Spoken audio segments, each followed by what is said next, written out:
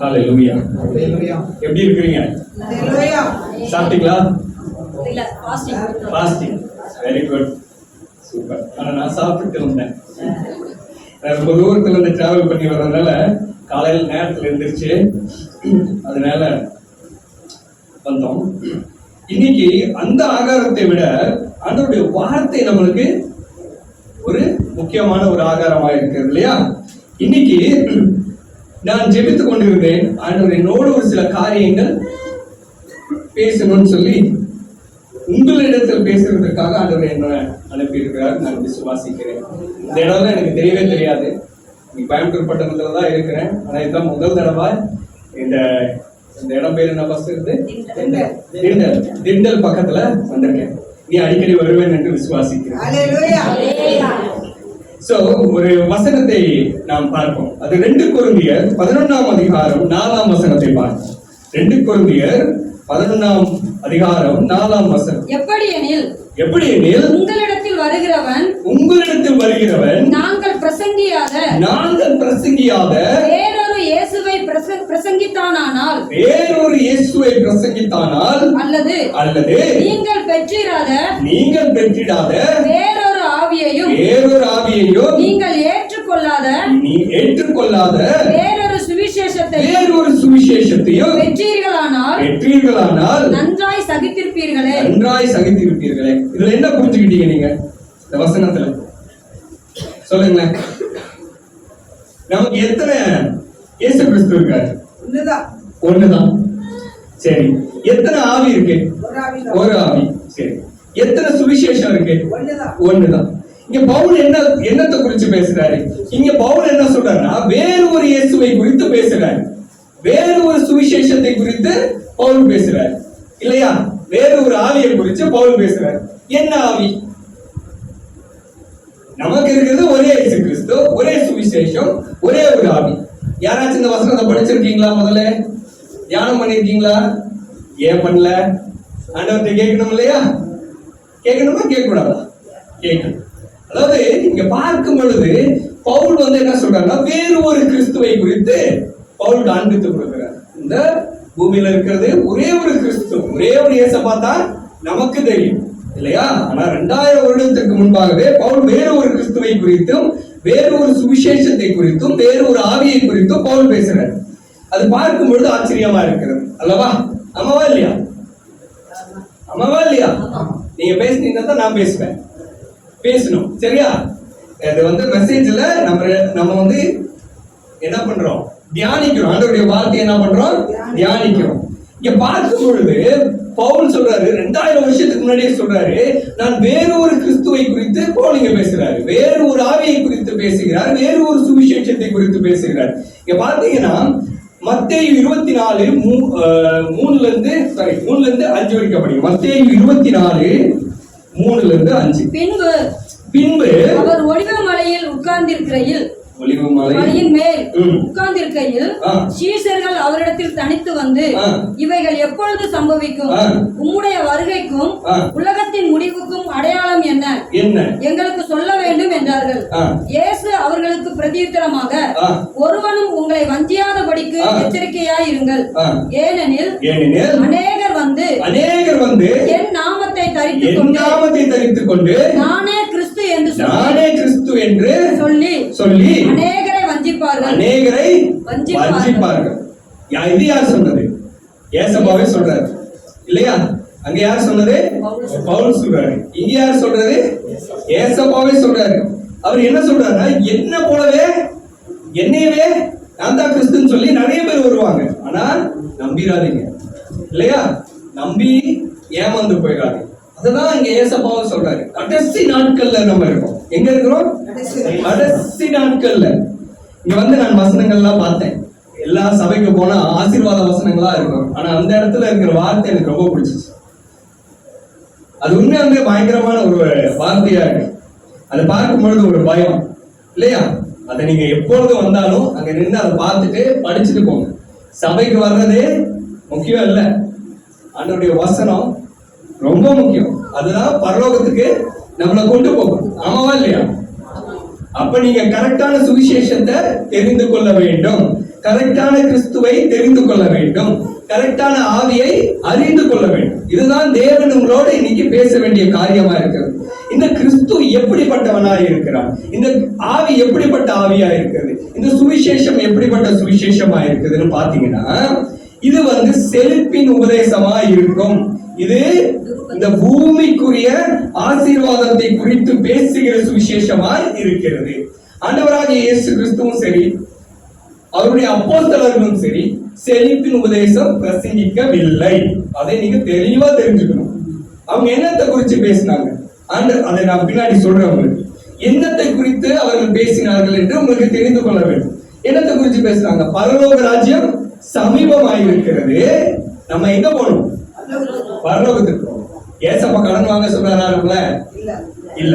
யாரு வாங்கினது? நாம தான் கடன் வாங்க. பிரச்சனைக்குள்ள யாரு போனது? நாம தான் போனோம் இல்லையா? ஏசப்பா என்ன சொல்றாரு? முதலாவது தேவனுடைய ராஜ்யத்தையும் அவருடைய நீதியும் தேடுங்கள், எல்லாம் உங்களுக்கு கூட கொடுக்கப்படும். இங்க நம்ம அப்படி இல்லை. நம்ம முதலாவது எல்லாத்தையும் தேடுவோம், கடைசியா ஏசப்பாவை தேடுவோம் இல்லையா? அப்படிதானே நம்ம இருக்கோம். ஆமாவா இல்லையா? ஒத்துக்கணும் இல்லையா? ஒத்துக்கணும். ஏன்னா தேவன் பார்த்து கொண்டு இருக்கிறார் நம்ம. அதாவது தேவன் எல்லாத்திலையும், அதாவது நேர்த்தியா எல்லாத்தையும் செய்து முடித்துட்டு தான் மனுஷனை உண்டாக்குறார். கரெக்டா? இந்த பூமியில நம்ம கஷ்டப்படக்கூடாதுன்னு தான் தேவன் ஆதி ஆகமத்துல எல்லாத்தையும் உண்டாக்குறார். வெளிச்சம், இருள் எல்லாத்தையும் தனித்தனியா உண்டாக்கினார். கடைசியில பார்க்கிறாரு, மனிதனை தேவன் தன் சாயலாய் உண்டாக்கினார். எப்படி உண்டாக்கினார்? தன்னுடைய சாயல்ல. நம்ம யாரோட சாயல்ல இருக்கோம்? தேவனுடைய சாயல்ல இருக்கும். ஆண்டவராகிய இயேசு கிறிஸ்து சீக்கிரமா இந்த பூமிக்கு வரும் பொழுது அவருடைய சாயல்ல இருக்கிற ஒரு சில கூட்டத்தை மாத்திரமே ஆயத்தப்படுத்த போகிறார். நம்ம கொஞ்ச ஜனமாய் இருக்கலாம், ஆனால் நாம் எல்லாம் தெரிந்து கொள்ளப்பட்டவர்களா இருக்கிறோம். நான் இந்த இடத்திற்கு வரும்பொழுது அநேக காரியங்களை நான் பார்த்து கொண்டே வந்தேன். அப்பொழுது என்னுடைய மனிதனிடத்துல சொன்னேன், அம்மா நம்ம அதிகமா செபிக்க வேண்டிய காரியமா இருக்கிறது. இந்த இடத்திற்கு வரும்பொழுது இந்த இடத்துல வானமண்டலத்தின் பொல்லாத சேனையும் விக்கிரகத்தின் ஆவிகளும் அநேக கட்டுகளும் இந்த இடத்துல இருக்கிறது நான் கேள்விப்பட்டேன். அதை நான் ஆவியிலும் உணர்ந்தேன். அதற்காக நீங்க ஜெபிக்க வேண்டும். இங்கே எத்தனையோ ஜனங்கள் இருக்காங்க, ஆனாலும் தேவன் உங்களையும் என்னையும் இந்த இடத்துல வச்சிருக்காங்க. எத்தனை பேர் சந்தோஷப்படுறீங்க? எத்தனை பேர் பரலோகத்துக்கு போவீங்க? எல்லாரும் பரலோகத்துக்கு போவோம். ஆண்டவர் இன்னைக்கு வந்தா நம்ம எங்க போகணும்? பரலோகத்துக்கு போகணும். இங்க கைவிடப்பட்டு போக கூடாது. அதுக்கு நீங்க தெளிவான கிறிஸ்துவை நீங்கள் அறிந்து கொள்ள வேண்டும். ஆண்டவராகிய இயேசு கிறிஸ்து சொன்ன வார்த்தைகளை நீங்கள் புரிந்து கொள்ள வேண்டும், ஞானமாய் கவனிக்க வேண்டும். ஒவ்வொரு வார்த்தையும் முக்கியம். ஆண்டவருடைய பரிசுத்த வேதாகமத்தில் இருக்கிற ஒவ்வொரு வார்த்தையும் முக்கியமானது. அதை நீங்க சும்மா படிச்சுட்டு போனீங்கன்னா உங்களுக்கு ஒண்ணுமே தெரியாது. கரெக்டா? நம்ம என்ன பண்ணுவோம்? சங்கீதத்தை படிச்சுட்டு மடமடன்னு கிளம்பி ஒரு 2 வசனத்தை படிச்சுட்டு வேலைக்கு போயிடுவோம் இல்லையா? இந்த சங்கீதத்திலேயே நிறைய காரியங்கள் இருக்கு.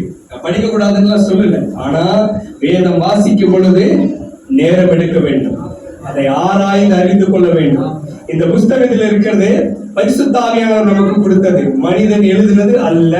பரிசுத்த ஆவியானவர் நமக்கு கொடுத்த ஒரு காரியத்தை மாத்திரம் சொல்றேன். ஆண்டவராகிய இயேசு கிறிஸ்து இந்த பூமியில் இருக்கும் பொழுது அவர் மறுபடியும் பரலோகத்திற்கு போகிறதுக்கு முன்பாக அவர் சொல்றாரு ஒரு வார்த்தை. என்ன சொல்றாருன்னா, நான் போகிறது உங்களுக்கு நல்லது. என்ன சொல்றாரு? நல்லது. என்ன ஆண்டவரே நீங்க இப்படி சொல்றீங்க? நீங்க இருந்தீங்கன்னா எங்களுக்கு ஒரு சந்தோஷம், ஆனா நீங்களே போறீங்களா? என்ன ஆண்டவரே? ஆனா அவர் சொல்றாரு, நான் போறதுதான் உங்களுக்கு நல்லது. நான் போனாதான் பரிசுத்த ஆவியானவர் வருவார். அவர் வந்தா அவர் உங்களுக்குள்ள வாசம் செய்வார். நானே வெளியில தான் இருப்பேன், ஆனா பரிசுத்த ஆவியானவர் வந்தா உங்களுக்குள்ள வாசம் செய்வார். அந்த ஆவியை குறித்து தான் நான் பேசுகிறேன். பரிசுத்த ஆவியானவர் உங்களுக்குள்ள வாசம் பண்ணுகிறவராக இருக்கிறார். ஆனா இங்க வேறு ஒரு ஆவியும் இருக்கிறது. அந்த ஆவியும் நான் காண்பித்து கொடுக்கிறேன். உங்களுக்கு டைம் கம்மியா இருக்கிறதுனால நான் சீக்கிரமா போய் கொண்டு இருக்கிறேன். மத்தேயு 24, 23, 25 படிங்க. அப்பொழுது இதோ கிறிஸ்து இங்கே இருக்கிறார், அதோ அங்கே இருக்கிறார். எவனாகிலும் சொன்னால் நம்பாதேயுங்கள். என்ன சொல்றாரு ஏசப்பா? கிறிஸ்து இங்க இருக்கிற அங்க இருக்குன்னு சொன்னா என்ன பண்ணாதீங்க? நம்பாதீங்க. என்னது? நம்பாதீங்க. சரி, ஓகே. அடுத்த வசனம் படிங்க. ஏனெனில் நல்ல கிறிஸ்துக்களும் நல்ல தீர்க்கதரிசிகளும் எழும்பி கூடுமானால் தெரிந்து கொள்ளப்பட்டவர்களையும் வஞ்சிக்கத்தக்க பெரிய அடையாளங்களையும் அற்புதங்களையும் அடையாளங்களையும் செய்வார்கள். என்ன செய்வாங்க? பெரிய அடையாளங்களையும் அற்புதங்களையும் செய்வார்கள். இங்க ஒரு வார்த்தை இருக்கு, அது யார் கண்டுபிடிச்ச சொல்லுங்க? யார் வஞ்சிக்கப்படுறாங்க சொல்லுங்க பார்த்தா? அதுதான் விஷயம். இங்க யார பிசாசு வஞ்சிக்க போறான்? யார வஞ்சிக்க போறான்? உங்களையும் என்னையும் வஞ்சிக்க போறான். எப்படி வஞ்சிக்க போறான்? கள்ள தீர்க்க தரிசனமும் கள்ள வார்த்தைகளையும் இந்த பூமிக்குரிய ஆசீர்வாதத்தையும் குறித்து பேசி அவன் என்ன பண்றான்? உங்களை ஏமாத்துறான். அப்ப என்ன ஆகும்? இந்த பூமிக்குரிய ஆசீர்வாதத்தை குறித்து நீங்கள் பேசும் பொழுது உங்களுடைய மைண்ட் என்ன ஆயிருது? எனக்கு தேவை இருக்கு, எனக்கு இன்னைக்கு பண தேவை இருக்கு, அதனால நம்ம அவங்க சொல்றதை கேட்போம். வர தீர்க்கதரிசி என் தலைமையில கை வச்சு ஜெபிச்சா நான் சுகமாவேன். ஆனா நம்மளுடைய தீர்க்கதரிசி எப்படி இருக்க வேண்டும்? எலியாவை போல இருக்க வேண்டும். எலியா யாரு? வானத்திலிருந்து அக்னியை இறக்குன ஒரு தீர்க்கதரிசி. மழை பெய்யக்கூடாதுன்னா பெய்யாது, மழை வரணும்னா வரும். அப்படிதான் தீர்க்கதரிசி இருக்கும். ஆனா இப்ப இருக்கிற தீர்க்கதரிசிகள் எப்படி இருக்காங்கன்னா, நீங்க சொல்லுங்க பாப்பா, எப்படி இருக்காங்க?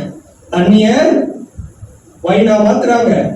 நீங்க போட்டுட்டு வந்திருக்க சாக்ஸ கலர சொல்றாங்க. நீங்க யூடியூப் சேனல்லாம் போய் பாத்தீங்கன்னா நிறைய விஷயங்கள் இருக்கு. நீங்க எல்லாம் பார்க்க மாட்டீங்கன்னு நினைக்கிறேன். ரொம்ப சந்தோஷம். அதெல்லாம் பார்க்க நீங்க கெட்டு போயிருவீங்க.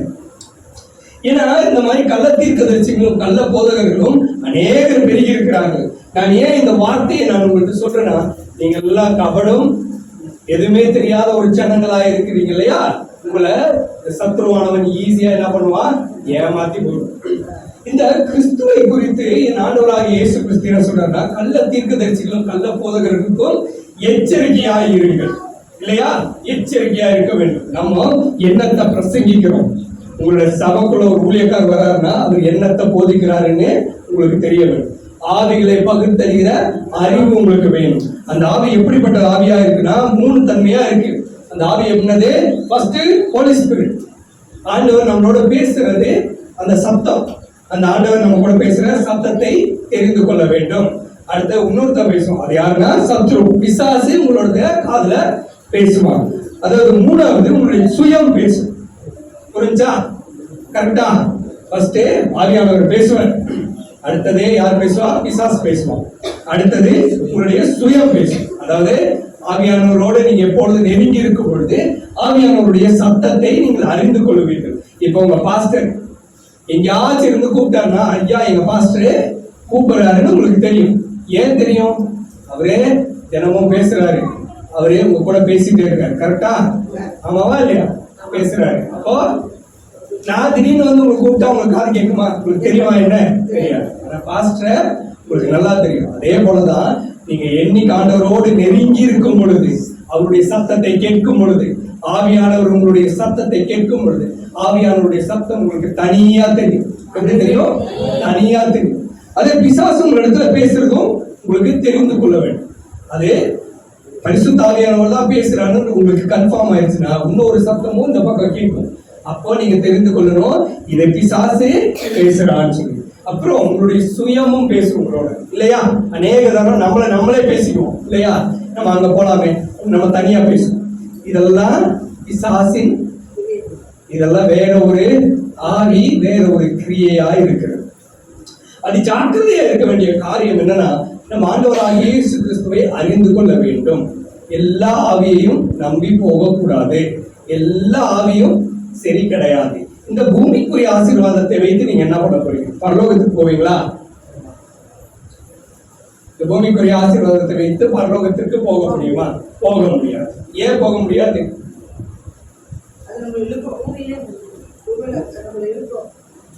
சரி. ஆனா பூமிக்குரிய ஆசீர்வாதம் பாத்தீங்கன்னா, இன்னைக்கு பாஸ்டர் இந்த சர்ச்சில் இருக்காருன்னா, பாஸ்டர் வேற இடத்துக்கு போறாருன்னா, இந்த இடத்துக்கு வேற ஒரு ஆளு வந்துருவாங்க. இதே மைக் இங்க இருக்கும், இதே புல்ஃபிட் இருக்கும், சோஃபா எல்லாமே இங்க இருக்கும். ஆனா பாஸ்டர் மட்டும் வேற இடத்துக்கு போயிடுவாரு இல்லையா? பூமிக்குரிய ஆசீர்வாதம் அதேதான். ஆனா அவனுடைய வருகை வரும் பொழுது நம்ம எல்லாம் பரலோகத்திற்கு போயிருவோம். அங்க யார் கூட இருப்போம்? தேவனோட இருப்போம். அப்ப இந்த பூமிக்குரிய ஆசீர்வாதம்லாம் ஒண்ணுமே இல்லை. அப்போ இந்த பூமிக்குரிய ஆசீர்வாதத்தை குறித்து பேசுகிற ஆவிகளை நீங்கள் பகுத்து அறிய வேண்டும். நீங்க எந்த இடத்துக்கு போனாலும் சரி, எந்த ஒரு எந்த ஒரு பாஸ்டர் பிரசங்கித்தாலும் அவர்கள் இந்த பூமிக்குரிய ஆசீர்வாதத்தை குறித்து பேசுகிறார்கள். ஆவிக்குரிய ஆசீர்வாதத்தை குறித்து பேசுகிறது அல்ல. ஆவிக்குரிய ஆசீர்வாதம் ரொம்ப முக்கியம் நமக்கு. ஆமாவா இல்லையா? ஆவிக்குரிய ஆசீர்வாதம் ரொம்ப முக்கியம். நீங்க இன்னைக்கு நான் உங்கள்கிட்ட ஃபர்ஸ்டே கேட்டேன் இல்லையா, இன்னைக்கு ஆண்டவர் வந்தா நம்ம போகணும். ஆமாவா இல்லையா? நம்ம இன்னைக்கு போயே ஆகணும் அப்படின்னு சொல்லி அந்த ஒரு தீர்மானம் நம்மளுடைய இருதயத்துல இருக்கணும். அது எப்படி இருக்கணும்? அதுக்குன்னு சொல்லி நான் இந்த பூமிக்குரிய ஆசீர்வாதம் எல்லாம் வேண்டாம்னு நான் சொல்லல. ஆனா தேவன் கொடுக்க வேண்டிய நேரத்துல எல்லாத்தையும் கொடுப்பாரு. நீங்க நல்லா இருக்கீங்களா? சாப்பிட்டீங்களா? துணி இருக்கா? எல்லாமே இருக்கு. ஆமாவா இல்லையா? எல்லாமே இருக்கு. ஆனா நீங்க மற்றவர்களை போய் பார்க்கும் பொழுது அவர்களுக்கு சாப்பாடும் இல்ல, தண்ணியும் இல்ல, தங்கறதுக்கு இடமும் இல்லை. இதுதான் நமக்கு வேண்டிய ஆசீர்வாதம். கரெக்டா இல்லையா? உங்களுக்கு வேண்டிய ஆகாரத்தை நீங்க தருவேன். பரமண்டலங்க ஜெபம் நம்ம சொல்லுவோம் இல்லையா? ஆனா என்ன சொல்லி கொடுத்தாங்க? நீங்க வேண்டிய ஆகாரத்தை எங்களுக்கு தாரும். அவரே சொல்லி கொடுத்திருக்காரு. அதெல்லாம் உங்களுக்கு ஏற்ற நேரத்துல கரெக்டா வந்துடும். ஆனா ஆவிக்குரிய ஆகாரம் வேணும்னா நீங்க என்ன பண்ணணும்னா ஆண்டவரோடு நெருங்கி போகணும், அறிந்து கொள்ள வேண்டும். அதாவது இந்த மாதிரி கள்ள தீர்க்கதரிசிகளும் கள்ள போதகர்களும் உங்களை என்ன பண்றாங்க? வஞ்சித்து போடுறாங்க. அதாவது 2 கொரிந்தியர் 11ஆம் அதிகாரம் 12-15 வரைக்கும் படிங்க. 2 கொரிந்தியர். மேலும் எங்களை விரோதிக்க சமயம் தேடுகிறவர்களுக்கு சமயம் கிடையாதபடிக்கு தங்களை குறித்து மேன்மை பாராட்டுகிற காரியத்தில் அவர்கள் எங்களை போல காணப்படும்படி நான் செய்வதையே இன்னும் செய்வேன். அப்படிப்பட்டவர்கள் நல்ல அப்போஸ்தலர்கள், கபடமுள்ள வேலையாட்கள், கிறிஸ்துவனுடைய அப்போஸ்தலரின் வேஷத்தை தரித்துக் கொண்டவர்களாய் இருக்கிறார்கள். அது ஆச்சரியமல்ல.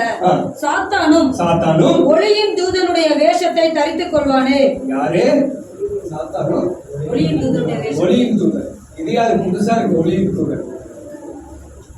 ஒளியின் தூதன் புதுசா இருக்கு இல்லையா? ஒளியின் தூதன் பிசாசு போட்டிருக்கேன் மேல. சாத்தானும் ஒளியின் தூதனை போல உங்களை என்ன பண்றான்? வஞ்சிக்கிறான்.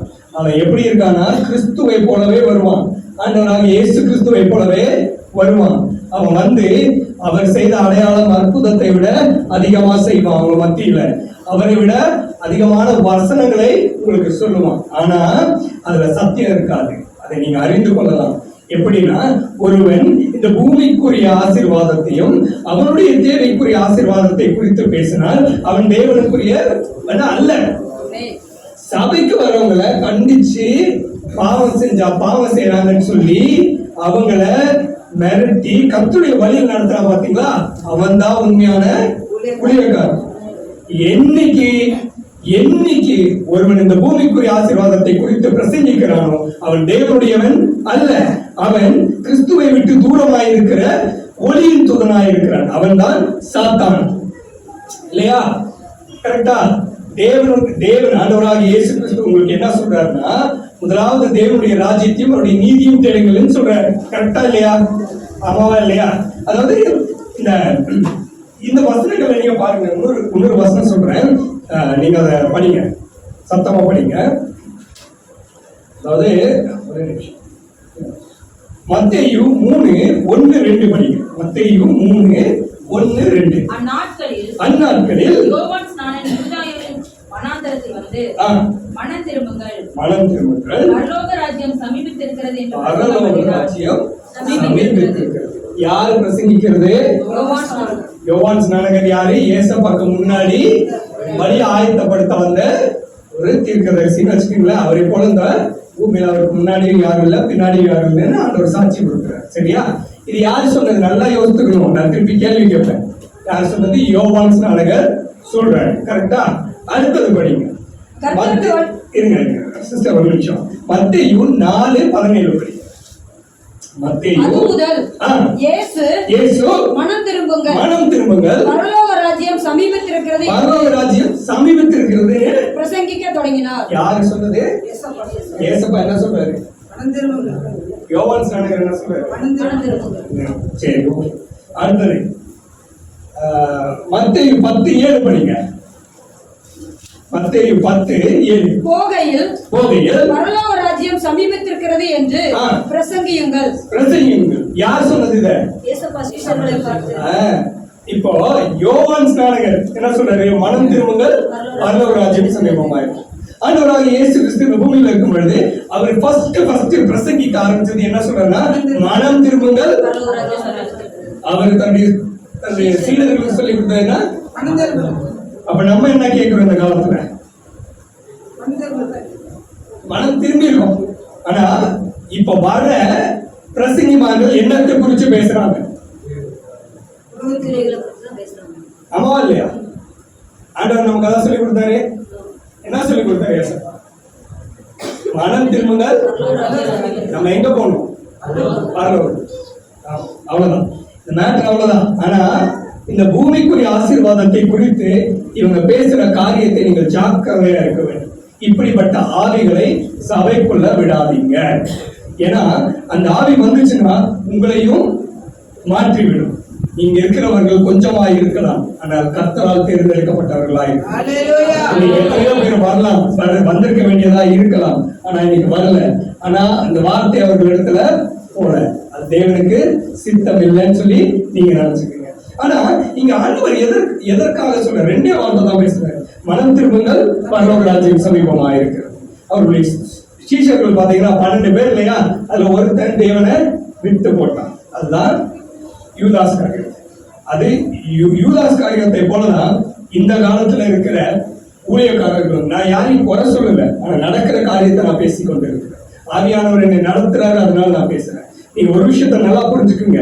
இந்த காலத்துல, அந்த காலத்துல யூதாஸ் காரியம் ஆண்டவரை விற்று போட்டாங்க. அதே போலதான் இந்த காலத்திலையும் ஆண்டவரை விற்று போட்டு கொண்டு இருக்கிறார். என் ஆண்டவராகிய இயேசு கிறிஸ்துவின் வருகையை குறித்து யாரும் பேசுறது இல்ல. மனம் திரும்புதலை குறித்து யாரும் பேசுகிறது இல்ல. பாவத்தை குறித்து யாரும் பேசுறது இல்ல. பரிசுத்த ஆவியானவரை குறித்து யாரும் பேசுறது இல்ல. ஆண்டவருடைய வருகையை குறித்து யாரும் பேசுகிறது இல்ல. ஆமாவா இல்லையா? ஆமாவா இல்லையா? எந்த சேனல்ல திருப்பங்க ஆசீர்வாதம்.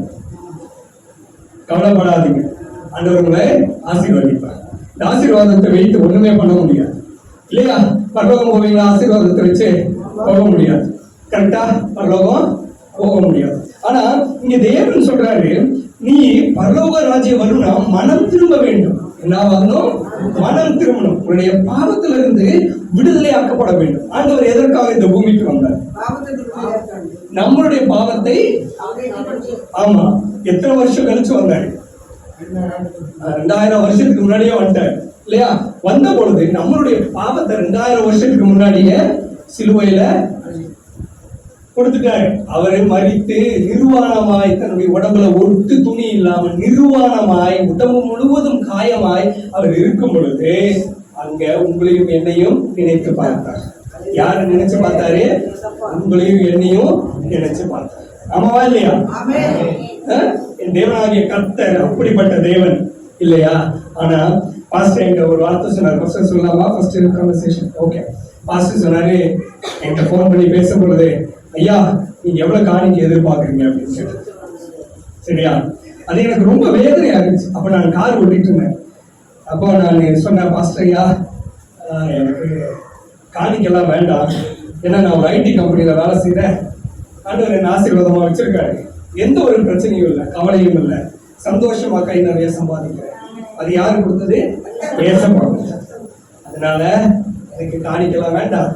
என்னுடைய முதலாளி ஏசப்பா, நான் அவருக்கு வேலைக்காரன். சரியா? அதனால காணிக்கைக்காக நான் ஊழியம் செய்யறதில்லை, ஆத்ம ஆதாயம் செய் இல்லையா? எத்தனை ஆத்ம ஆதாயத்தை நம்ம செய்யணும். பரலோகத்துக்கு போகும்போது இந்த பூமிக்கு எவ்வளவு வீடு வச்சிருந்த, எவ்வளவு கார் வச்சிருந்த ஆண்டவர் கேட்க போறாரு? என்ன கேட்பாரு?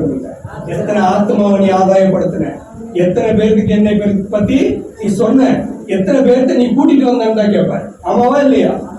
அதாவது நல்லா யோசித்து பாருங்க. தேவன் அப்படி கேட்கும் பொழுது எவ்வளவு ஜாக்கிரதையா இருக்கணும். இந்த தடவை என் ஆண்டவராகிய இயேசு கிறிஸ்து இந்த தடவை மாட்டு கொட்டாயில வந்து பறக்க மாட்டாரு. சரியா? எங்க வர மாட்டாரு? மாட்டு கொட்டாய்க்கு வர மாட்டாரு. எருசலேமுக்கு வந்து ஒரு குழந்தையாய் பிறக்க மாட்டாரு. அதை ஜாக்கிரதையாய் அறிந்து கொள்ள வேண்டும், புரிந்து கொள்ள வேண்டும். அவர் வரும்பொழுது எப்படி வராரு? மகிமையோட வர போறாரு. அதாவது ஆதி ஆகமத்துல எப்படி தன்னுடைய வார்த்தையால இந்த பூமியை சிருஷ்டித்தாரோ அதே மகிமையோட இந்த பூமிக்கு வந்து இறங்கும் பொழுது நீங்களும் நானும் வெறும் கையோடு நிற்கும் பொழுது அவருக்கு எவ்வளவு வேதனையா இருக்கும். ஆமாவா இல்லையா? நீங்க நினைச்சு பாருங்க, நமக்காக பிதாவின் இடத்துல எப்பொழுதும் பரிந்து பேசுகிற தேவனாய் இருக்கிறார். அப்போ நமக்காக பரிந்து பேசுகிற ஒரு தேவன்கிட்ட நம்ம வெறும் கையோட போய் நிற்கும் பொழுது அது எப்படியா இருக்கு? அவமானமா இருக்கு இல்லையா? ஆனா இந்த தடவை வரும் பொழுது உங்களையும் என்னையும் நியாயம் விசாரிக்கிற தேவனாய் வரப்போகிறார் இல்லையா? எப்படி வர போறாரு? நியாயம் விசாரிக்க போறாரு. நீங்க பாஸ்டர் கேட்பாரு அனைவரும் கேள்வி, நான் இப்ப ஆத்மாவை கொடுத்தனே, எங்க அந்த ஆத்மா பேரை சொல்லி கேட்பாரு பாஸ்டர். ஆமாவா இல்லையா? அப்ப அவர்தான் உத்தரவாதமா இருக்கு. அப்போ நான் ஏன் இந்த காரியங்களெல்லாம் உங்களுக்கு உணர்த்தி சொல்றேன்னா, நீங்க அதி ஜாக்கிரதையா இருக்க வேண்டும். நீங்க என்னத்தை கேட்கிறீங்க, என்ன வசனத்தை கேட்கிறீங்க, அந்த பிரசங்கிமார் எப்படிப்பட்டவர்கள், அவருடைய வார்த்தை எப்படிப்பட்டது, எப்படிப்பட்ட ஆவி உடையவர்கள் என்று நீங்கள் அறிந்து கொள்ள வேண்டும். எல்லா இடத்துக்கும் ஓடி போகாதீங்க. ஆண்டவரே சொல்றாரு, அநேக இடங்கள்ல இருப்பாங்க, அங்கதோ அங்க இருக்கேன் இங்க இருக்கேன்னு சொல்லுவாங்க, ஆனா போயிடாத இல்லையா? ஆண்டவர் என்ன சொல்றாரு? போயிடாத, நம்பிடாத, ஆனா அது நான் இல்லை அப்படின்னு. கரெக்டா? ஆனா ஆப்பிரிக்கா தேசத்திலையும் சரி, அமெரிக்கா தேசத்திலையும் சரி, அநேகர் தங்களை தாங்களே கிறிஸ்து என்று சொல்லிக் கொண்டு வாழ்ந்து கொண்டு இருக்கிறார். சரியா? அந்த தேசத்துல பாத்தீங்கன்னா ஒரு ஆள் இருக்காரு. அந்த ஆள் பாத்தீங்கன்னா அவரையே நான் தான் இயேசு கிறிஸ்துன்னு சொல்லிட்டு அவருக்கு ஒரு கூட்டத்தை ஆதாயப்படுத்தி கொண்டு அவருக்குன்னு ஒரு 400-500 ஏக்கரை வாங்கி போட்டு அதுக்குள்ளேயே வாழ்றாரு. இயேசுவை போலவே இருக்கிறேன்னு சொல்லி நான் தான் இயேசு கிறிஸ்து. அதை பின்பற்றி போகிறதற்கு நிறைய ஆத்துமாக்கள் உண்டு. நான் ஏன் இதெல்லாம் சொல்றேன்னா, உங்கள் சபைக்கு வரும் பொழுது அதி ஜாக்கிரதையா வர வேண்டும். அன்றைய வசனத்தை கேட்கிறதுக்கு அதி ஜாக்கிரதையாய் வர வேண்டும். ஆவியானவர் உங்களிடத்துல பேசும் பொழுது அதி ஜாக்கிரதையாய் கேட்க வேண்டும். வாலிப பிராயத்துல இருக்கும் பொழுது தேவனை நினைச்சுக்கணும். நம்ம அநேக இடங்களுக்கு நம்ம ஓடிப்போம் இல்லையா? இங்க பிரசங்கம் பண்றதுக்கு, அங்க நீங்க சுவிசேஷ கூட்டத்துக்கு பேனர்லாம் பாத்தீங்கன்னா தெரியுமே, என்னன்னு போட்டிருப்பாங்க பேனர்? விடுதலை பெறுவிழா இல்லையா? எதுக்கு விடுதலை? பாவத்துல இருந்து விடுதலையா இல்ல சுகத்துல இருந்து விடுதலையா? பாவத்துல இருந்து விடுதலை. அங்க போனீங்கன்னா பாவத்தை குறித்து பேசுவாங்களா? அப்புறம் எதுக்கு விடுதலை குறித்து பேசுறாங்க? அவ்வளவுதான். அது யார்? அது நீங்க அங்கதான் போய் கேட்கணுமா? சலீம்க்கு எப்படி விடுதலை கொடுத்தாரு ஆண்டவர் சொல்லுங்க. சலீம் வந்தார் இல்லையா? சலீம் பிலிப் இங்க இருந்தார் இல்லையா? முஸ்லீம்ல இருந்து வந்தார் இல்லையா? அவருக்கு எப்படி ஆண்டவர் சுகம் கொடுத்தாரு? அவரே ஜெபிச்சாரு, குணமாக்கினாரா இல்லையா? அவரோட போட்டோஸ் எல்லாம் காட்டினாரா? காமிச்சார் இல்லையா? அதெல்லாம் பயங்கரமா இருக்கும், நீங்க பாத்தீங்கன்னா. ஆனா அப்படிப்பட்டவரையும் தேவனத்தோட வல்லவரா இருக்கிறார். உங்களுக்கு உடம்பு சரியில்லைன்னா நீங்க மற்றவர் இடத்துல போக கூடாது, நீங்க தான் தேவன் இடத்துல கேட்கணும். அதாவது தன்னுடைய சிலுவையை சுமந்து கொண்டு என்னை பின்பற்றி வாழ்ந்தா தேவன் சொல்றாரு. ஒவ்வொருத்தருக்கும் ஒவ்வொரு சிலுவையை ஆண்டவர் வைத்திருப்பார். ஆமாவா இல்லையா? இன்னைக்கு எனக்கு முதுகு வலி இருக்கு, அது என்னுடைய சிலுவை. என்னால அதிக நேரம் நிற்க முடியாது, அதிக நேரம் உட்கார முடியாது இல்லையா? அது என்னுடைய சிலுவை. ஆனா என்னைக்கு நம்ம பிரசங்கிக்கிறோமா, இந்த இடத்துல நிற்கும் போது அந்த வலி இருக்காது இல்லையா? நல்லா புரிஞ்சுக்கீங்க. இந்த இடத்துல நிற்கும் போது வலி இருக்காது. அதே ரொம்ப தூரம் வண்டி ஓட்டணும்னா வலி வரும், ரொம்ப நேரம் உட்கார்ந்தா வலி வரும், வேலை செய்யும் போது வரும் வலி வரும். ஆனா இந்த இடத்துல நிற்கும் போது வலி இல்லை, அது உங்களுடைய சிலுவை இல்லையா? அதே மாதிரிதான் இன்னைக்கு இங்க இருக்கிற ஒவ்வொருவருக்கும் ஒரு சிலுவை இருக்கு, அது தேவன் கொடுக்கிற சிலுவை. அந்த சிலுவையை சுமந்து கொண்டுதான் நீங்க தேவனை பின்பற்ற வேண்டும். உங்களுக்கு ஆண்டவர் எத்தனையோ நாட்கள் ஜெபித்து உங்களுக்கு அதுல இருந்து விடுதலை கிடைக்கலன்னா அது உங்களுடைய சிலுவை. அப்பதான் ஞாபகம் வச்சுக்குவீங்க தேவன் இருக்கிறார் என்று. ஞாபகம் வச்சுக்கிறதுக்கு தான் அந்த வலியும் வேதனையும். அதுக்குன்னு சொல்லிட்டு வலியோட இருக்கணுமா அப்படின்னு கேட்டீங்கன்னா இல்ல, அந்த தேவனை ஞாபகப்படுத்துற ஒரு வழியா இருக்கு இல்லையா? நீங்க சுகத்தை தேடி போகும்பொழுது ஆண்டவர் எத்தனை பேருக்கு சுகப்படுத்தினாரு? ஆமாவா இல்லையா? ஆனா சுகப்படுத்தின அத்தனை பேருக்கு தேவன் என்ன தெரியுமா சொன்னாரு? போய் யார்ட்டையும் சொல்லாதங்க. ஆமாவா இல்லையா? இல்லையா? சுகப்படுத்துறாரு. கண்ணு தெரியாதவன் கண்ணு தெரியுது, குஷ்டரோகி சுகமாகுறான் இல்லையா? எத்தனை அற்புதத்தை செய்யறாரு. ஒரு பொம்பளைய போய் அவருடைய வஸ்திரத்தை தொடரும் பொழுது சுகமாகுது இல்லையா? இப்படிப்பட்ட அற்புதத்தை அடையாளத்தை செஞ்சுட்டு தேவன் சொல்றாரு யார்ட்டையும் சொல்லிடுறாரு. ஆனா இப்ப இருக்கிறவங்க எல்லாத்துக்கிட்டையும் போய் சொல்லு இல்லையா? என்ன தேடி வரட்டும். இதுதான் கள்ள போதகர்களும் கள்ள ஆவிகளும் கள்ள தீர்க்கதரிசி. நீங்க எப்பொழுதுமே ஒரு ஞாபகம் வச்சுக்கோங்க, வாக்கு தத்துவம் இவங்க ஆராதனை அன்னைக்கு வாக்கு தத்துவ வசனங்கள் கொடுப்பாங்க, தீர்க்க தரிசனம் அநேக காரியங்களை சொல்லுவாங்க. நீங்க எழுதி வச்சுக்கணும். அவங்க சொல்ற காரியத்துல என்ன பண்ணணும்? எழுதி வச்சுக்கணும். அது நடக்குதான்னு பார்க்கணும். புரியுதா? அந்த காரியம் நடந்துச்சுன்னா அது தேவன் சொன்ன காரியமா இருக்கும். அது சொல்லலைன்னா அது பிசாசு கொடுத்தால் என்று நீங்கள் அறிந்து கொள்ள வேண்டும். என் தேவனாகிய கர்த்தர் ஒரு விஷயம் சொன்னார்னா அதை செய்து முடிக்கிற தேவனாக இருக்கிறார். ஆமாவா இல்லையா? இல்லையா? எகிப்து தேசத்திலிருந்து இஸ்ரவேல் ஜனங்களை மீட்டு கொண்டு வரும் பொழுது மோசஸ் என்ன சொல்றாரு? ஆண்டவரே, நான் வரல ஆண்டவரே, ஐயோ நான் வரல, நானே அங்க ஒரு கொலை செஞ்சுட்டேன், என்னால வர முடியாது. எத்தனை வருஷம் கழிச்சு? 40 வருஷம் கழிச்சு, இல்லையா? 40 வருஷம். அவர் 40 வருஷத்துக்கு முன்னாடி அங்க இருந்து ஓடி வர்றாரு. 80 வயசு ஆகி போச்சு மோசஸ் இப்போ, இல்லையா? 80 வயசு ஆயிடுச்சு. அதுக்குள்ள அங்க பேரோ செத்து போயிட்டான். அங்க இருந்த ஆட்கள் எல்லாம் மறந்து போயிட்டாங்க. அநேகர் மறிச்சும் போயிருப்பாங்க. ஆனா இங்க மோசஸ்க்கு ஒரு பயம். ஆண்டவரே, நான் வரல அப்படின்னு. ஆண்டவர் சொல்றாரு, நான் உன்னை தேர்ந்தெடுத்துட்டேன், நீ போய்தான் ஆகணும் அப்படின்னு. ஆனா அங்க பாத்தீங்கன்னா மோசஸ் சொல்ற, இல்ல ஆண்டவரே, நான் வரல, எனக்கு பயமா இருக்கு. அங்க போன அநேகர் அவருடைய வாக்குவாதத்தை நீங்க படிக்கும் பொழுது ஆச்சரியமா இருக்கும். மோசஸ் அவரும் பாருங்க, நானும் நீங்க பேசிட்டு இருக்க மாதிரி தேவன் கூட பேசிட்டு இருப்பாரு மோசஸ். அவர் தெரிந்து பேசினாரா தெரியாம பேசினாரான்னு தெரியல, ஆனா அதை படிக்கும் பொழுது அழகாக அவர் 2 பேரும் பேசிக் கொண்டிருப்பார். அது தன்னுடைய பிதாவின் ஸ்தானத்தில் இருக்கும் பொழுது மோசையோடு பேசிக் கொண்டிருக்கிறார், இல்லையா? அப்ப பார்க்கும் பொழுது மோசே எகிப்து தேசத்துக்கு போகும் பொழுதும் அங்க என்ன சொல்றாரு? நீ பயப்படாதப்பா, அங்க உங்க அண்ணனை நானே ஆயத்தம் பண்ணி வச்சிருக்கேன், அவன் உன்னை சந்திக்க வருவாங்க. அப்போ மோசஸ்க்கு ஒரு தைரியம் வந்துச்சு. ஓ, எங்க அண்ணன் இருக்கான், அப்போ ஆண்டவரே எங்க அண்ணன்கிட்ட பேசியாச்சு, நான் அங்க போறேன். ஆனா நல்லா யோசித்து பாருங்க, மோசையின் காலத்திலையும் அதே மாதிரிதான் நடந்துச்சு. ஆண்டவராகிய இயேசு கிறிஸ்துவின் காலத்திலும் அதே மாதிரி நடந்துச்சு. மோசை பிறந்தப்போ என்னாச்சு? பேரோ எல்லா குழந்தையும் என்ன பண்ண சொன்னாரு? கொல்ல சொல்லி. இயேசு கிறிஸ்து பிறந்தப்போ என்னாச்சு? கொல்ல சொன்னாரு. மோசை இஸ்ரவேல் ஜனங்களுக்கு என்னவா இருந்தாரு? ரட்சகராக இருந்தாரு. இயேசு கிறிஸ்து நாம இந்த உலகத்துக்கு எல்லாத்துக்குமே ரட்சகராக இருக்கிறார். ஆண்டவராகிய இயேசு கிறிஸ்து இந்த பூமிக்கு வரும்பொழுது உங்களையும் என்னையும் நியாயம் விசாரிப்பார், உங்களையும் என்னையும் கேள்வி கேட்பார். அப்பொழுது நாம் அவருக்கு முன்பாக நிற்கும் பொழுது ஒரு கூட்ட ஜனத்தை நாம் ஆயத்தப்படுத்த வேண்டும். பரலோக ராஜ்யத்திற்கென்று தேவனாகிய கர்த்தருக்கு முன்பாக நிறுத்த ஒரு கூட்ட ஜனத்தை நானும் நீங்களும் ஆயத்தப்படுத்த வேண்டிய கட்டாயமா இருக்கிறது. அதாவது நான் எல்லா இடத்துக்கும் போய் சொல்றது ஒரே ஒரு காரியம் தான். நான் பாஸ்டரோட ஃப்ரெண்டுகிட்ட போய் நான் சுவிசேஷத்தை சொல்றேன்னு வச்சுக்கோங்களேன், அவங்க என்ன பார்த்து என்ன சொல்லுவாங்க? மதம் மாத்திரம் என்ன, அதனால இவனை அனுப்பிச்சுட்ருவாங்க. அதே பாஸ்டர் போய் சொன்னாருன்னா அவருடைய ஃப்ரெண்டுக்கு என்ன சொல்லுவாங்க? சரி, இவனுக்கு வேற வேலை இல்லை, ஆனா காதை கொடுத்து என்ன பண்ணுவாங்க? கேட்பாங்க. அதே மாதிரி உங்களுடைய நண்பர்கள்ட்டையும் உங்களுடைய பக்கத்து வீட்டுக்காரர்கிட்டையும் உங்களுக்கே ஆக்சஸ் இருக்கு. அதாவது நீங்க போய் பேசலாம். ஆமாவா இல்லையா? நீங்க போய் ஆண்டவர் குறிச்சு நீங்க பேசினாதான் நீங்க ஒரு கூட்ட ஜனத்தை ஆயத்தப்படுத்த முடியும். இங்க பாஸ்டர் மட்டும் உட்காந்து அவர் மட்டும் ஆதாயப்படுத்த கூடாது.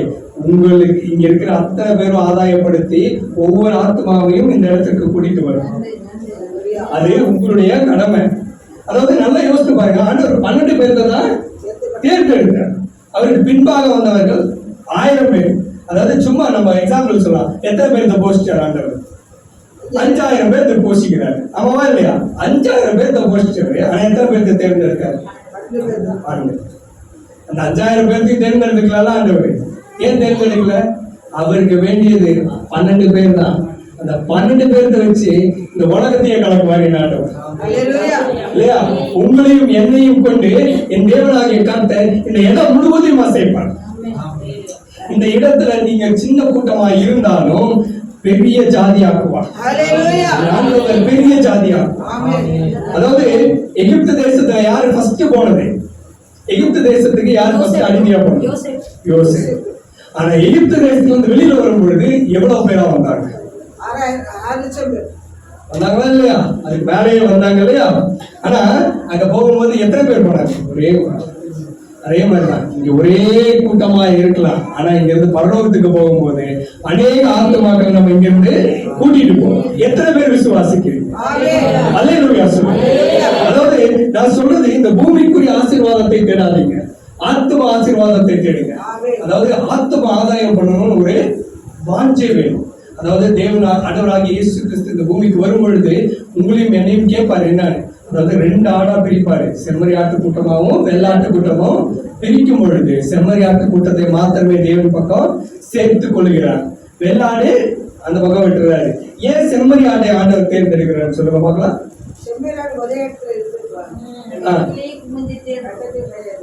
செம்மறியாடு தன்னுடைய மேய்ப்பனுடைய சத்தத்தை கேட்கும்.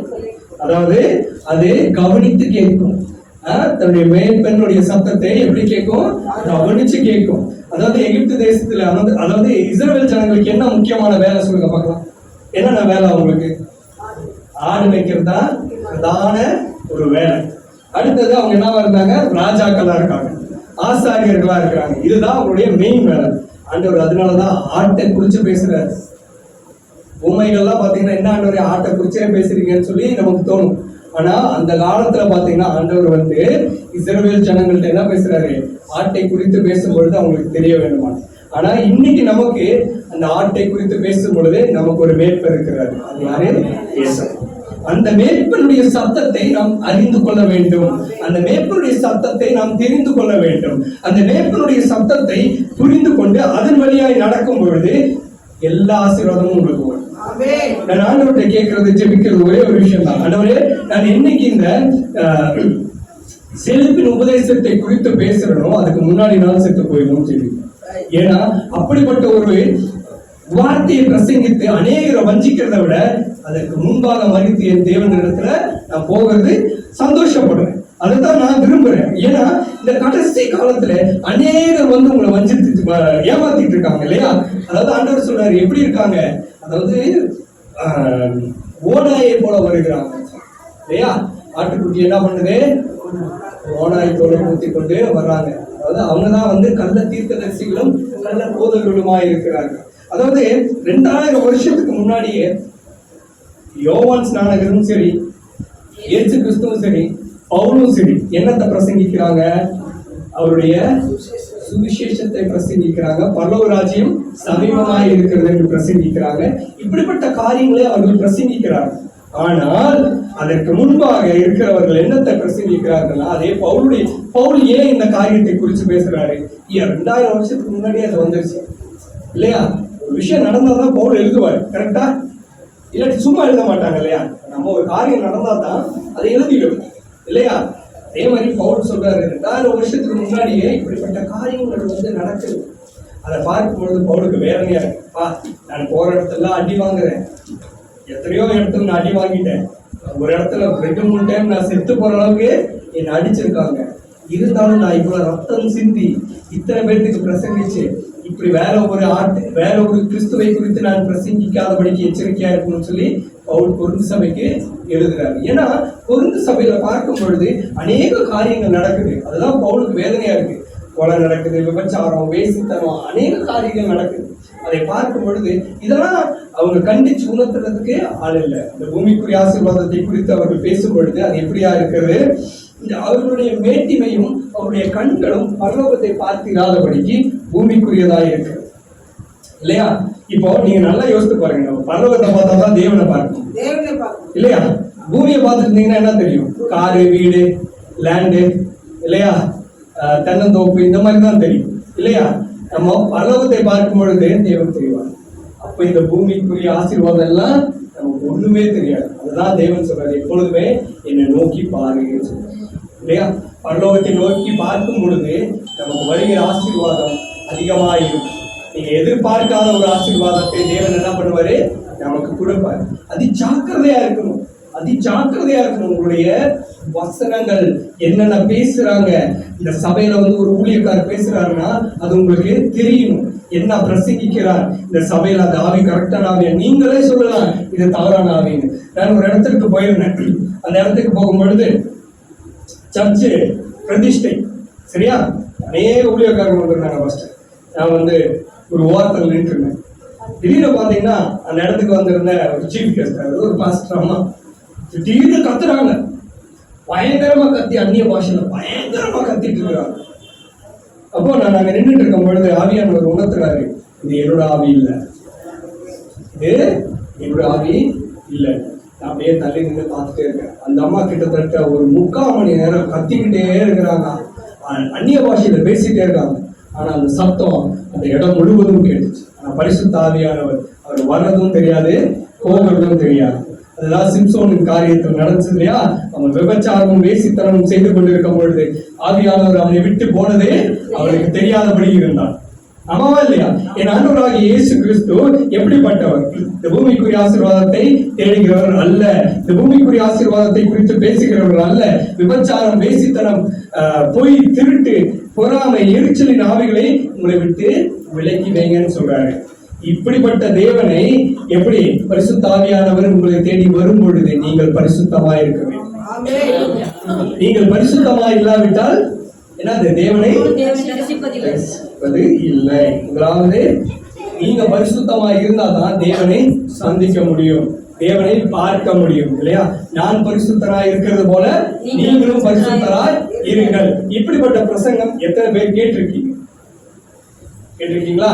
அப்போ தேவன் இப்படிப்பட்ட வார்த்தைகளை தேவன் கொண்டு வந்து சேர்க்கும் பொழுது நீங்கள் ஜாக்கிரதையா அந்த வசனத்தை உள்வாங்கிக் கொள்ள வேண்டும், ஆகாரத்தை உள்வாங்கிக் கொள்ள வேண்டும். நீங்க அநேக காரியங்கள், அந்த காரியங்கள்லாம் நீங்க பார்க்கும் பொழுது ஏசப்பா எவ்வளவு வேதனைப்பட்டிருப்பார் நீங்க நினைச்சு பாருங்க இல்லையா? அதிக வேதனைப்பட்டிருப்பார் இல்லையா? தன்னுடைய தாய், தன்னுடைய நண்பர்கள், அந்த இடத்துல செஞ்ச அற்புதம் செஞ்ச அநேக பேர் வந்திருப்பாங்க. அந்த 5000 பேர்த்துல ஒரு 10 பேராச்சும் அந்த சிலுவையில அவரை அறையும் போது வந்திருக்க மாட்டாங்களா? வந்திருப்பாங்க.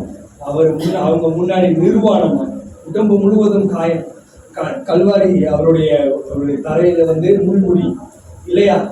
தண்ணி கூட இல்லை குடிக்கிறது. ஆனா அப்பவுமே அவர் உங்களையும் என்னையும் நினைத்து பார்த்த தேவனாக இருக்கிறார். இப்படிப்பட்ட தேவன் உங்களையும் என்னையும் அதிகமாக நேசிக்கிறார்.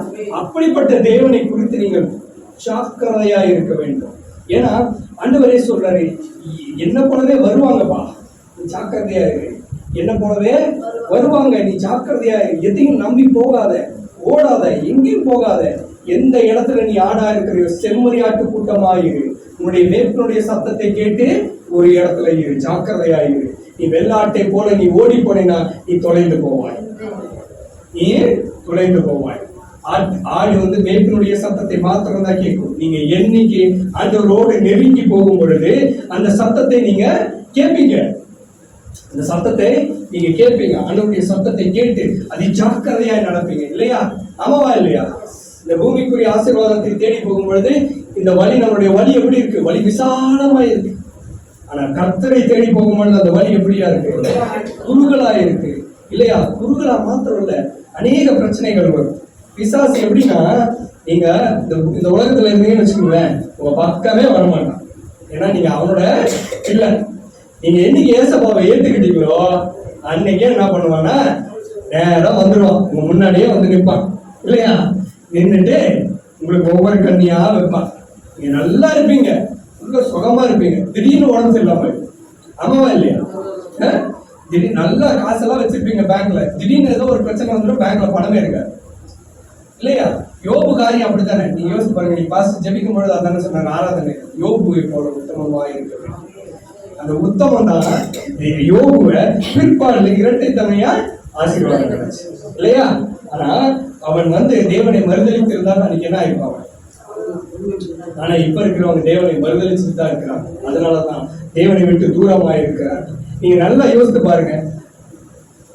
ஒரு 200 கோடி ஒரு சர்ச்சு கட்டுறோம்னு வச்சுக்கோங்க. ஒரு 2-3 லட்சம் பேர் வராங்க. அதுல யாருமே பரலோகத்துக்கு போறோம்னா அந்த சபை என்ன சொல்லுங்க? ஏதாச்சும் பிரயோஜனம் இருக்கா? இந்த 200 கோடி என்ன வேஸ்ட். அதாவது என்ன சொல்றது, சவக்குழியில போட்ட மாதிரி தான் 200 கோடி. ஒரு ஆத்மா பரலோகத்துக்கு போல, தேவனை தேடி போல. அப்ப எவ்வளவு வேதனையா இருக்கு இல்லையா? ஆனா இங்க சின்ன சபை, ஆவியானவர் இங்கே உலாவிக் கொண்டு இருக்கிறார் என்று நான் விசுவாசிக்கிறேன். என் தேவனாகிய கர்த்தர் இந்த இடத்துல இருக்கிறார் என்று நான் விசுவாசிக்கிறேன். 10 பேரா இருந்தாலும் 12 பேரா இருந்தாலும் சரி, என் ஆண்டவர் இந்த இடத்துல இருக்கிறார் நான் விசுவாசிக்கிறேன். இன்னைக்கு தேவன் வந்தா இந்த கூட்ட ஜனம் பரலோகத்துக்கு போகும் இல்லையா? ஆமாவா இல்லையா? நான் உங்களை சந்தோஷப்படுத்த பேசல, தேவன் உணர்த்தினார் நான் பேசுகிறேன் இல்லையா? ஆனா அதி ஜாக்கிரதையா இருக்க வேண்டும். உங்களுடைய காரியங்கள்ல மனம் திரும்ப வேண்டும். யாரு மேலேயாச்சும் கோபமா இருக்கீங்களா? மனம் திரும்பி அவங்க இடத்துல போய் பேசுங்க, ஒப்புருவாகுங்க. இல்லாட்டி பரலோகம் போக முடியாது.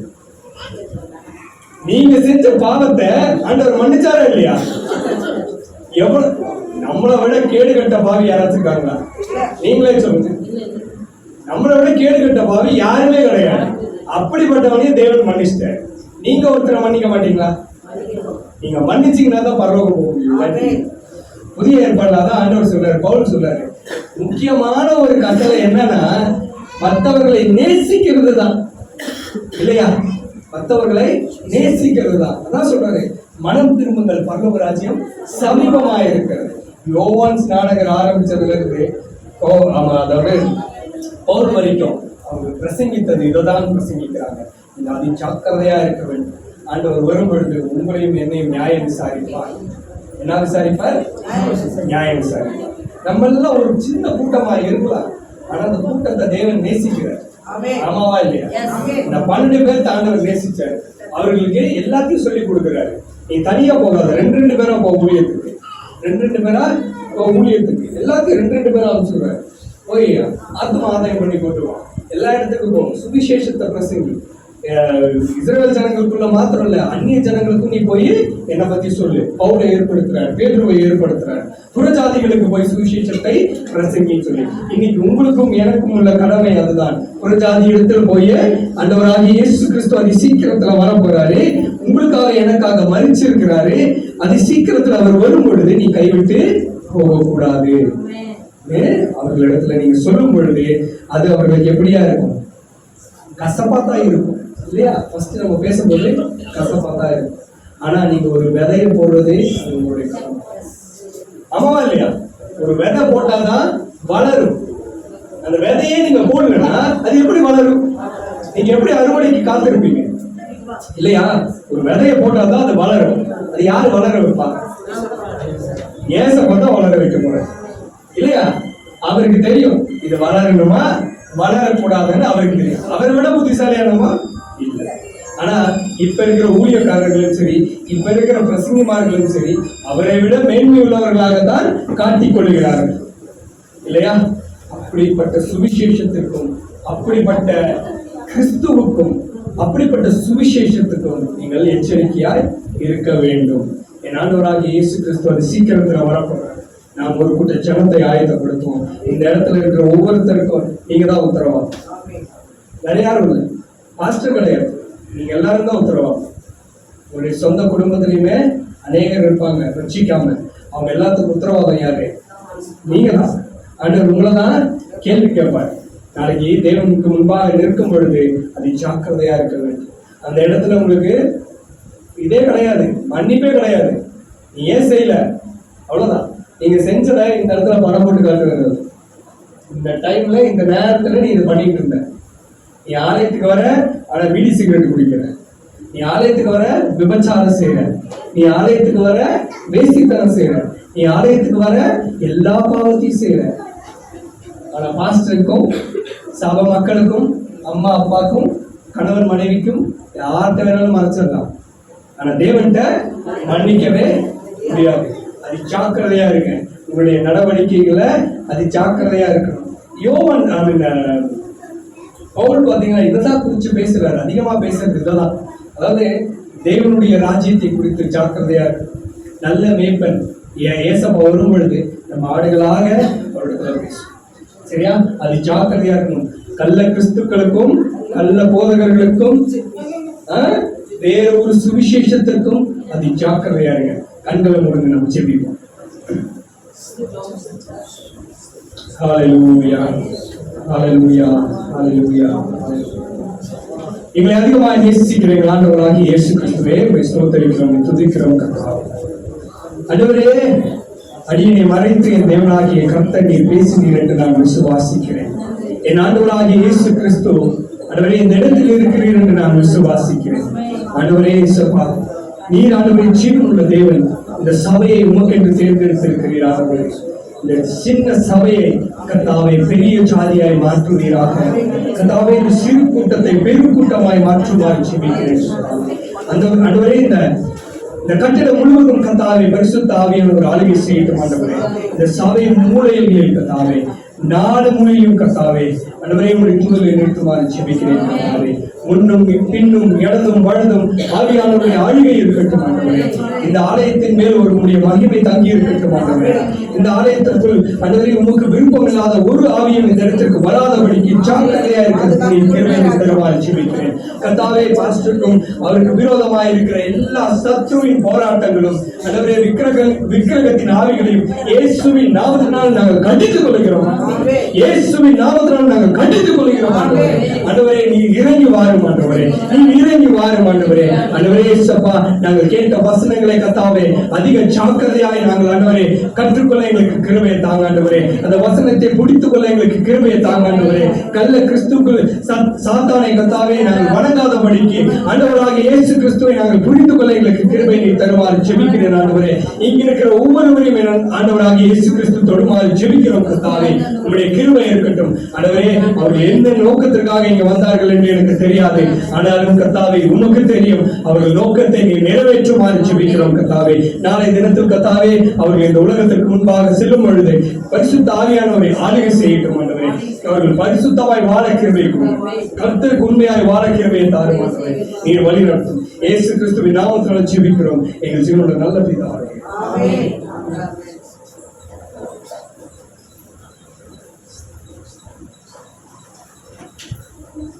கரங்களை வைத்து சொல்லலாம் அல்லேலூயா.